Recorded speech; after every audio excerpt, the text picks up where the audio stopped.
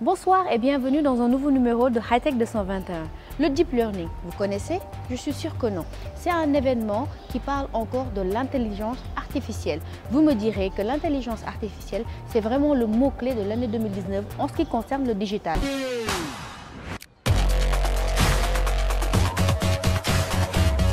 On prépare un événement appelé Indaba X Sénégal, qui est un événement qui rassemble des chercheurs dans le domaine de l'intelligence artificielle. Donc c'est un événement qui se fait chaque année dans l'un des pays en Afrique, mais il y a des Indaba X qui sont décentralisés pour chaque pays. Donc chaque pays qui veut organiser l'événement peut faire une soumission, candidater et une fois sa candidature validée, ce pays-là peut organiser l'événement. Effectivement, nous avons un site internet indabax-senegal.com. Donc c'est un site disponible pour souscrire sur l'événement. Donc il suffit juste d'aller au site et vous inscrire. Et une fois votre inscription validée, après vous aurez la possibilité de venir participer à cet événement. Tout d'abord, l'événement doit se tenir entre le 18, 19, 20 avril. Et puis c'est sur 3 jours. Donc les activités vont se dérouler sur ces 3 jours-là. Il y aura des conférences que des chercheurs dans le domaine de l'intelligence artificielle vont diriger. Il y aura aussi des workshops, des collabs que nous allons organiser pour faire la pratique des outils dans le domaine de l'intelligence artificielle. Donc c'est un événement qui est ouvert à tous les passionnés de l'intelligence artificielle et puis aussi aux étudiants qui s'y intéressent actuellement dans toutes les universités du Sénégal. Donc quand on parle d'intelligence artificielle, ça regroupe du tout un peu. Donc il y a la data science, il y a la big data. Quand on parle de big data, c'est juste avoir accès à des données massives et l'Internet des objets aussi, parce que l'Internet des objets, c'est juste des objets intelligents, des capteurs qui peuvent capter des données. Donc c'est toujours dans le même sens aussi que l'intelligence artificielle. Très souvent, il y a des gens qui font l'amalgame entre une application web et un site web. Quelle est la différence? Aujourd'hui, dans le dossier TechZoom, nous allons apprendre à faire la différence entre une application mobile et un site internet ou site web.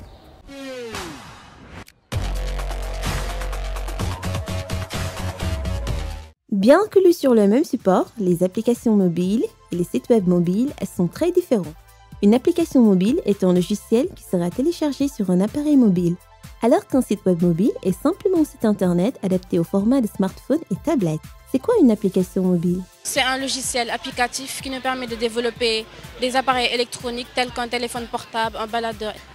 Afin de subvenir à des besoins avec nos téléphones. C'est une sorte de logiciel téléphonique qu'on télécharge via Play Store ou Apple Store. C'est ce que l'on télécharge via Play Store pour se connecter. C'est quoi un site web? C'est un ensemble de pages web obtenues à partir d'une application nommée Google. C'est un ensemble de pages web qu'on peut consulter via les navigateurs. Et via l'introduction de www ou bien HTTP menant à une plateforme. C'est un ensemble de pages web permettant de se connecter sur les navigateurs. Un site web mobile est consulté depuis le navigateur web, en inscrivant l'URL du site dans la barre de navigation. Ainsi, aucun téléchargement n'est nécessaire. En revanche, une connexion Internet est indispensable pour y accéder. Une application mobile doit être téléchargée depuis une boutique en ligne telle que l'App Store ou Google Play. L'application est ensuite stockée sur le smartphone ou la tablette en général. Quel choix faites-vous le plus pour vos besoins de connectivité? Pour mes besoins de connectivité, j'ai fait le choix des applications. Pour mes choix, je préfère les applications. Parce qu'après l'avoir téléchargé, c'est plus simple à accéder. Mais néanmoins, il y a des inconvénients. J'utilise le plus souvent une application parce que c'est plus rentable, je trouve. Une application mobile ou un site web, quel est le plus rentable? Personnellement, je pense que les applications sont plus rentables. Le plus rentable, c'est les sites web parce que les mises à jour se font automatiquement directement. Les sites web sont les plus rentables parce que ça fournit plusieurs informations. La mise à jour d'une page web mobile se fait sans que le mobile ne s'en rende compte. Tout se passe en ligne de manière automatique. Dans le cas des applications mobiles, les mobinotes doivent télécharger chaque mise à jour. Ceci est donc plus contraignant pour les utilisateurs et moins flexible pour les entreprises. Dans la Minute d'Orange, nous allons parler avec Madame Halima Toumbay de tout ce qui est passe Internet concernant principalement les étudiants de l'université virtuelle.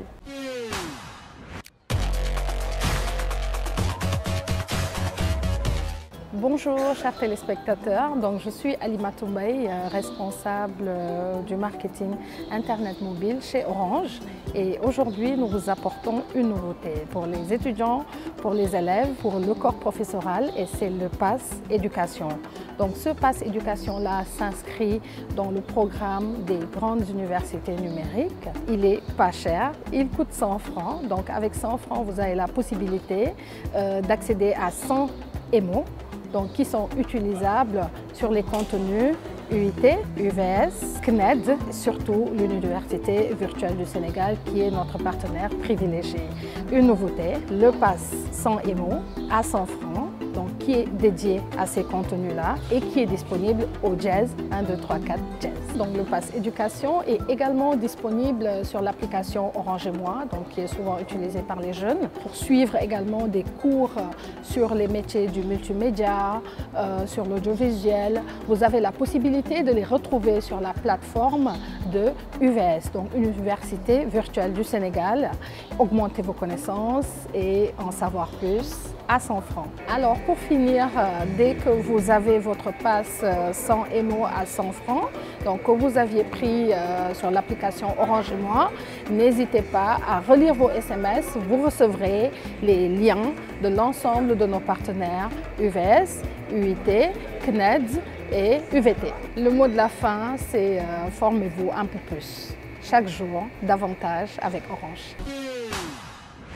Dans ce Tech Guest, nous allons parler des OVH, entre autres la sécurité des données personnelles. Et nous allons en parler avec M. Ibouba. Basile, à toi.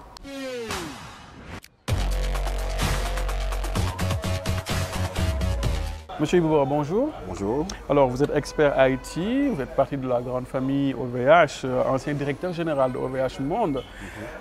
Alors, l'affaire OVH a défrayé la chronique ici au Sénégal. La filiale, à un certain moment, a fermé boutique et rentré sans communication. Ça a fait un tollé.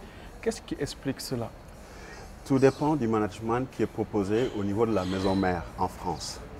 Selon les orientations, selon également les stratégies.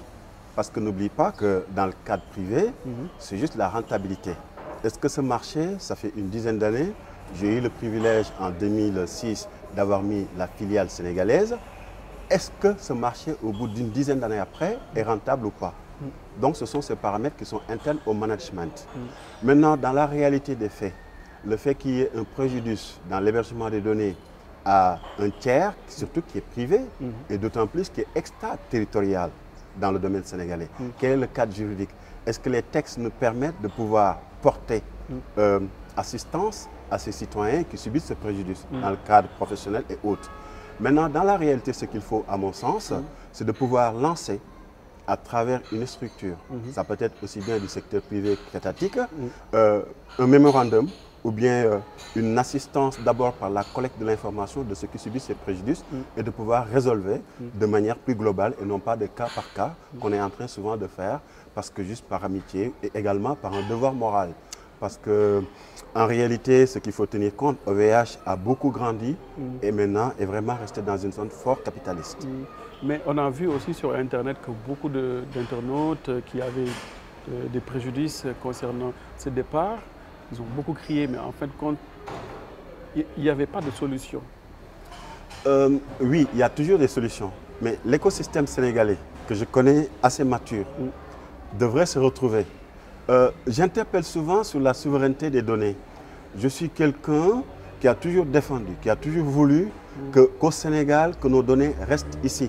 Pas juste d'une indépendance par orgueil, mais une indépendance intégrale. C'est plusieurs secteurs, c'est plusieurs paramètres. À mon sens, cette problématique qu'il y a les données avec OVH, c'est aussi bien l'ensemble des données du citoyen. Est-ce qu'il n'est pas temps qu'on arrive un instant qu'on se fasse un NEP numérique? Parce que ce NEP numérique-là va permettre de résolver l'ensemble de ces problématiques pour éviter qu'un préjudice aussi grand, aussi impactant, ne puisse pas trouver une solution immédiate. Et ça nous pousse à rester dans le cadre de ces données numériques-là. Est-ce que le patrimoine numérique de l'individu n'est pas en danger aujourd'hui avec l'utilisation des réseaux sociaux? Parce que, en fait, moi j'ai l'impression que le Sénégalais n'est pas encore conscient de ces données. Parce qu'on donne les données comme si on donnait du pain, comme si on buvait de l'eau, comme ça. Selon vous, ça vient d'où? C'est quoi le problème? Pourquoi on n'arrive pas à avoir cette protection des données personnelles? Il y a plusieurs problématiques. Je vais juste les restreindre sur 2 points. Au-delà de l'aspect sociologique, un peuple kinesthésique, quand tu as une valeur qui est virtuelle, comme le vent, l'impact émotionnel n'est pas grand. Donc du coup, il y a une abstraction qui se porte préjudice même. Maintenant, dans les textes réglementaires, nous avons au niveau de l'État plusieurs dispositifs. Il y a la commission des données personnelles, ce n'est pas suffisant. Il faudrait d'autres paramètres. J'en reviens encore au NDEP numérique. Parce que le nombre de collégiens, le nombre de citoyens qui se connectent, le nombre de travailleurs, on a eu plusieurs activités qui ont porté préjudice à des personnes qu'on parvient à identifier, qui dans le patrimoine numérique a eu une influence dans le patrimoine social. Que faire? Une chose simple. D'abord, les états généraux du numérique. Peut-être qu'il est grand temps, c'est ce fameux NDEP numérique que je préconise. Donc, du coup, ça parle de l'éducation. Est-ce que dans nos écoles élémentaires, est-ce que dans nos communes, est-ce que dans les collectivités territoriales, parce qu'il y a l'État central, il y a les territoires, quelles sont les mesures qui sont prises pour permettre à très bas âge, au niveau élémentaire d'abord, dans les collèges, dans les lycées, est-ce qu'il y a des correspondants numériques qui parviennent à sensibiliser? Avant, il y avait l'éducation civique, mais maintenant, ces formats d'éducation physique-là devraient plutôt être des correspondants numériques. Ça peut voir dans la mise en œuvre, chaque 3 semaines ou chaque mois, ou chaque 2 mois, qu'on puisse avoir une éducation numérique. Parce que c'est à partir de là-bas que s'exposent les dangers. La pédophilie existe, d'autres qui ne sont pas avec nos mœurs existent, qui sont une dégradation de nos valeurs. Donc ces influences-là, c'est à nous de diagnostiquer, faire la cartographie d'abord et de faire des préconisations. Ça me permet de rester dans le cadre de ces GAFAM, parce que nous tous on utilise Facebook, Google, Microsoft. Récemment, le directeur général de Orange vient de dire que, par exemple, la Sonatel a perdu à peu près 20 milliards à cause des OTT, c'est-à-dire des WhatsApp et autres. Est-ce qu'aujourd'hui, il n'est pas temps au Sénégal de poser les débats sur les taxes de ces GAFAM-là? Je suis parmi ceux qui, depuis plus d'une dizaine d'années, ont interpellé à chaque fois qu'il a été possible, avec les structures Facebook, Google, qu'on ne peut plus continuer, que ces structures privées viennent dans notre pays. Ils ne contribuent pas en réalité. Nous pomper. Ou bien c'est pas trop dire. En réalité, il y a beaucoup de Sénégalais qui y travaillent et qui restent dans l'ombre, que je salue au passage. Mais ce qui est important, à mon avis, dans ça, c'est de mettre une taxe. Cette taxe passe juste avec leur RSE. Mais parce qu'en réalité, même en Occident, ces pays qui ont des processus fort formatés ont commencé à mettre des taxes. En Europe, oui, mais pas aux États-Unis ni en Chine. Oui, mais beaucoup plus chez nous. La protection des droits. L'Europe a une démocratie latine comme la mienne. C'est comme nous, oui. Donc comme la nôtre. Donc du coup, nous sommes assez proches sociologiquement. Et que même si on regarde sur beaucoup de cadres juridiques, on a presque beaucoup d'éléments similaires. Donc pour revenir à la taxation, sur la mise en œuvre, chacun devrait y réfléchir et faire des propositions. Mais pour moi, il est impératif qu'on puisse faire des taxes, mais pas juste se contenter de leur RSE. Donc, pour faire le résumé, aujourd'hui, donc, la réflexion est là. Il faut y réfléchir. Ce n'est pas. Est-ce que c'est possible? Oui. Est-ce qu'il y a la possibilité? Oui, plus que c'est possible. Parce que, vous savez, OVH est une grande firme. Et les taxes que nous avons eu à subir nous ont permis, en tout cas me permettent moi, de venir sans prétention de ma part, de dire qu'il est impératif de mettre une taxe auprès de ces activités-là. Prenons le cas de Google. Google nous propose des activités lucratives au niveau du Sénégal. Que gagne l'État du Sénégal? À part une dizaine ou une vingtaine d'emplois. Mais c'est extrêmement faible. Donc cette problématique-là devrait se tenir au niveau d'une NDEP numérique pour proposer des canevas. Il y a plusieurs solutions. Chacun dans son coin a forcément une idée de solution. Mais quand on fera un système d'entonnoir, on aura forcément une proposition à faire au niveau de l'État. Ok. Mais au-delà d'imposer des taxes à ces GAFAM-là, qu'est-ce que l'État devrait faire pour protéger le Sénégalais lambda avec ses données personnelles? On nous parle de data center, on a parlé d'utilisation des mails professionnels. Est-ce que ce sont des initiatives vraiment suffisantes pour soi-disant, aider les citoyens? Quand on est dans une dynamique numérique, rien ne sera suffisant. Il faut le dire clairement. Donc c'est un processus. Mais le fait d'abord, c'est un processus continu. Mais l'avantage, c'est que déjà, en termes de la souveraineté des données, il y a le data center qui est en train d'être mis en place. Oui. Ce data center-là va permettre d'abord plusieurs métiers des curricula au niveau universitaire. Le professeur Mariteunian a déjà commencé à initier des actions avec le plan Sénégal pour l'emploi des jeunes, le PSJ, avec la professeure Penda Diallo. Donc du coup, ces initiatives-là qui sont encore dans l'ombre, il y aura un moment où on va faire la mise à l'échelle. C'est là ces éléments vont nous permettre de savoir quel est le niveau d'efficience et de faire une amélioration continue. Maintenant, pratiquement, au jour le jour, le citoyen, c'est une sensibilisation. La commission des données personnelles est en train de faire du gros travail. Ce n'est pas suffisant. Mais on doit soutenir cette commission-là, parce qu'en Afrique de l'Ouest, le Sénégal est le seul pays qui dispose d'une commission de protection des données personnelles. Je suis en phase. Il y a eu des cas personnels qui touchent à des citoyens sénégalais, juste dans des pays limitrophes comme le Bénin. Quand nos structures judiciaires y ont été, ils étaient incapables de pouvoir trouver celui qui portait préjudice à un Sénégalais. Donc il y a une uniformisation qu'il faut développer. Mais d'abord, on est en phase pilote au Sénégal. Alors, Monsieur Ibouba, je rappelle que vous êtes expert IT. Parlons maintenant du numérique, de l'entrepreneuriat au Sénégal. Est-ce que c'est un secteur qui bouge ou il y a des choses qui restent à faire? Plusieurs initiatives, plusieurs. Sauf qu'il y a un paramètre à tenir en compte. La capacitation technique n'est pas suffisant pour pouvoir proposer. À mon sens, ce qu'il faudrait, c'est de faire la cartographie des projets qui existent, aussi bien prenant le périmètre étatique. Est-ce que l'entrepreneuriat sénégalais numérique a déjà fait un diagnostic pour dire quels sont les projets qui ont été bouclés et qui sont des succès et voir comment les répliquer, quels sont les projets en cours pour pouvoir faire des offres et quels sont les projets à venir. D'abord, c'est le premier paramètre à mon avis. Sur l'entrepreneuriat sénégalais du numérique, cet écosystème-là est à des moments embryonnaires. Parce que quelle est la part de marché de cet écosystème? Donc, il y a ces paramètres à tenir en compte. Maintenant, quelle est la méthodologie à travers le NEP numérique qui devrait se tenir? J'insiste lourdement parce que je suis convaincu qu'avec ce NEP numérique, on parviendra à une clarification des objectifs et une clarification des méthodes. Malgré ce que l'État est en train de faire avec la DER, supporter les startups, etc. C'est un fonds d'amorçage. Pour moi, la DER, par rapport au numérique, c'est un fonds d'amorçage. Et nous le savons. Et nous saluons, c'est une directive du chef de l'État, 1 milliard de francs. Oui. Mais c'est un message qu'il lance à l'écosystème pour dire, écoutez, voilà ce que je pose sur la table. Maintenant, j'attends de votre côté ce que vous faites. Et ça va se résolver avec le NEP numérique. Alors enfin, le Sénégal dispose d'un Conseil national du numérique. Qu'est-ce que vous en pensez? Excellente initiative, excellente chose, un appui conseil. Sauf qu'il y a toujours une mise en garde. Je ne parle pas des acteurs, mais de la fonction de ces acteurs.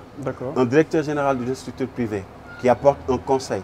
Est-ce que le citoyen lambda ne va pas l'interpréter comme un conflit d'intérêts? C'est possible, mais espérons que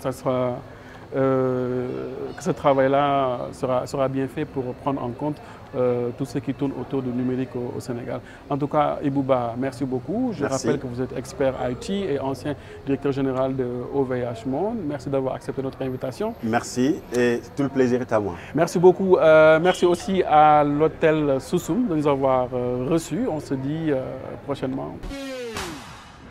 Galaxy a fêté ses 10 ans et pour cela, ils nous ont ramené un produit en fafa. Ils n'ont pas fait dans la dentelle. Ils nous ont ramené un dernier nouveau bébé qui est le Galaxy S10. Nous allons le découvrir à travers une présentation de Monsieur Alassane de Samsung.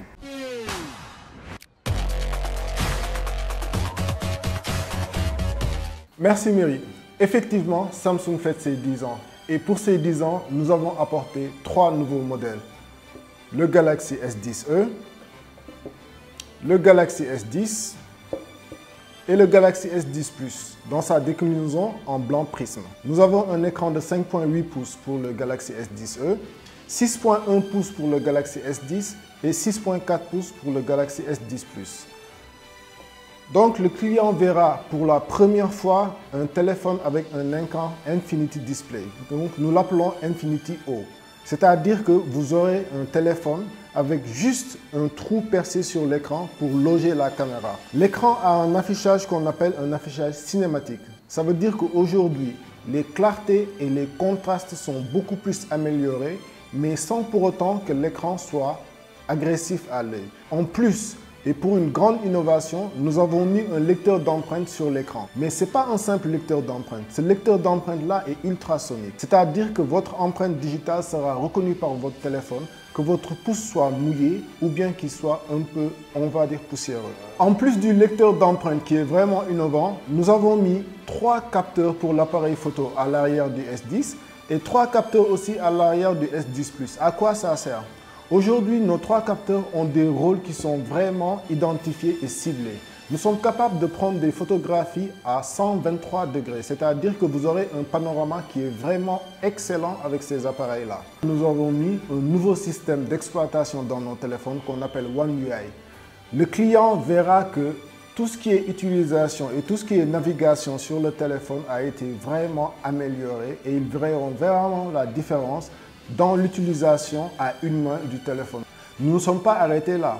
Sachez aujourd'hui que les Galaxy S10, S10e et S10 Plus sont disponibles en 128 Go, dont 4 Go pour le S10, 4 Go de RAM pour le S10e, 6 Go de RAM pour le S10 et 6 Go de RAM pour le S10 Plus. Sachez aussi que le S10 Plus est disponible dans sa version 512 Go de mémoire et 8 Go de RAM. Je pense que c'est même plus important que certains ordinateurs portables que nous aurons sur le marché. 3 couleurs seront disponibles pour nos téléphones. Là, vous avez le vert prisme. Là, vous avez le noir prisme. Et là, vous avez le blanc prisme. C'est les 3 couleurs qui sont disponibles pour les versions 128. Et comme je l'ai dit tout à l'heure, la version 512, qui est la version performance, a 2 couleurs qui sont disponibles, c'est-à-dire le blanc céramique et le noir céramique. Aujourd'hui, nos téléphones sont capables de faire ce qu'on appelle le partage de charge.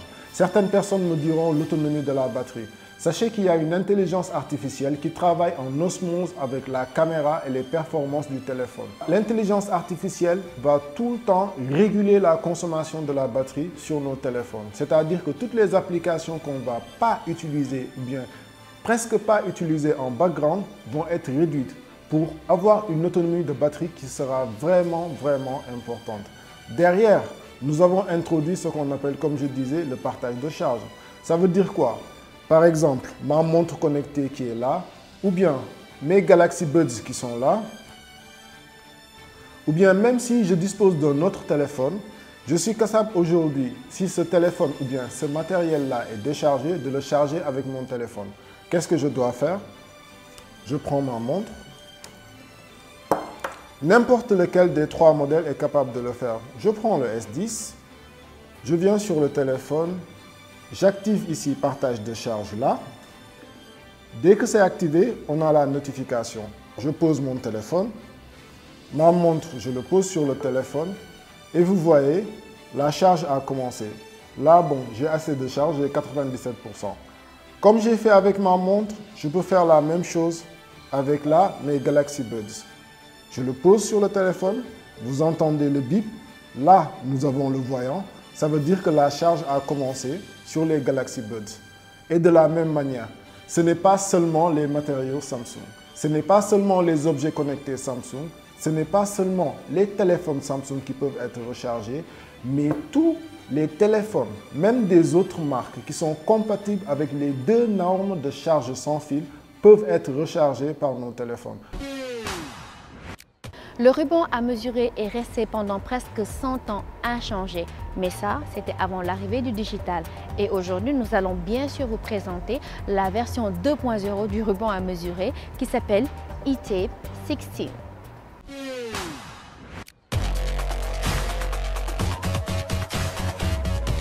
Le ruban à mesurer est resté pratiquement inchangé depuis plus de 100 ans jusqu'à maintenant. Le ruban à mesurer numérique eTape 16 révolutionne non seulement le ruban à mesurer, mais étend également son utilité comme jamais envisagée auparavant.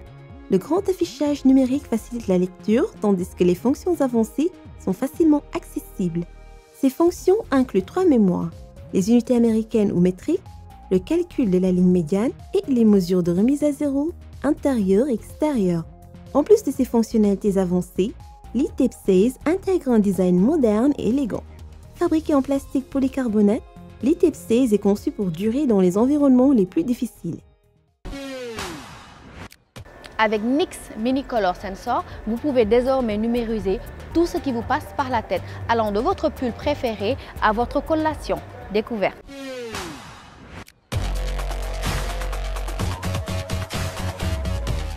Vous pouvez numériser n'importe quoi et tout autour de vous. Les murs de votre bureau, votre pull préféré, un oreiller coloré, des plantes dans votre jardin et même votre collation. Tant que la surface est supérieure à 0,5 pouces et solide, vous pouvez saisir sa couleur avec le NYX Mini. La forme brevetée est conçue pour bloquer toute la lumière ambiante, offrant une précision supérieure lors du balayage de surface. Peu importe l'éclairage ou l'emplacement, le NYX Mini saisira toujours une lecture de couleur précise. La forme unique permet également une utilisation confortable et un placement précis du capteur. Nous sommes arrivés au terme de cette émission. J'espère que, comme toujours, vous avez apprécié les sujets présentés. Nous vous donnons rendez-vous dans 15 jours pour un nouveau numéro de Hightech 221. D'ici là, nous entamons le mois d'avril. Alors, faites attention aux poissons d'avril, je vous le demande.